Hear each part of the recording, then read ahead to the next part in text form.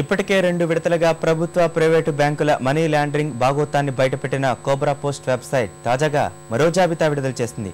Cobra post కథనాల ప్రకంపనలతో బ్యాంకులు కూడా చర్యలకు ఉపక్రమిస్తున్నాయి. మరోవైపు మనీ లాండరింగ్ కథనాలపై దర్యాప్తు పూర్తయిందన్న రిజర్వ్ బ్యాంకు త్వరలోనే చర్యలు తీసుకుంటామని ప్రకటించింది.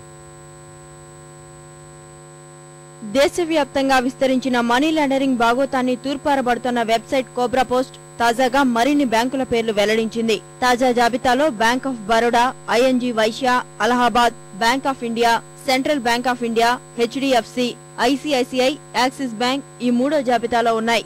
ఆయా బ్యాంకుల్లో కింది స్థాయి సిబ్బంది నుంచి అత్యున్నత స్థాయి అధికారి వరకు నేరంలో తమ భాగస్వామ్యాన్ని అంగీకరిస్తున్న దృశ్యాలను ప్రసారం చేసింది. ఈ అక్రమాలన్నీ కొద్దిమంది నేరపూరిత ధోరణి కలిగిన అధికారుల పని కాదన్న కోబ్రా పోస్ట్ దీన్నో అంటువ్యాధిగా అభివర్ణించింది.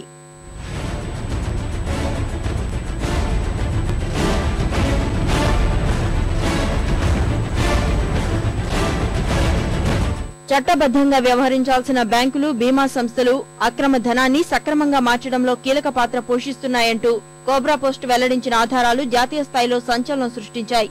మార్చిలో విడుదల చేసిన తొలి జాబితాలో HDFC, ICICI, axis బ్యాంకులున్నాయి.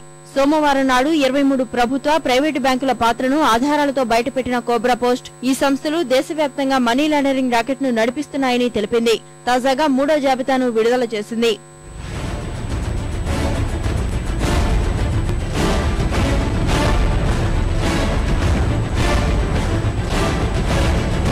Cobra post కథనాలతో ఇప్పటికే పలు బ్యాంకులు తమ సిబ్బందిపై చర్యలు తీసుకున్నాయి. తాజాగా ఇండియన్ బ్యాంక్ దక్షిణ ఢిల్లీ శాఖ అసిస్టెంట్ జనరల్ మేనేజర్ ను తొలగించింది.